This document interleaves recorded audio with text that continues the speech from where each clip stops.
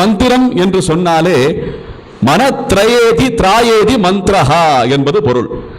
நம்மை காப்பதுதான் மந்திரம், நமக்கு காப்பாக இருப்பதுதான் மந்திரம். அதிலே காயத்ரி மந்திரம் மந்திரங்களுக்கெல்லாம் தாய் என்று சொல்லப்படுகிறது, போற்றப்படுகிறது. அதுபோல பல மந்திரங்கள் இருக்கின்றன. மந்திரங்களுக்கு பல காரணங்களுக்காக, பல நம்முடைய வேண்டுதலுக்காக மந்திரங்கள் பலவாறாக இருக்கின்றன. அதுபோல மந்திரங்களிலேயே தாரக மந்திரம் என்று பிரத்யேகமாக போற்றப்படுவது ஸ்ரீராம் என்ற மந்திரம் ஒன்றே.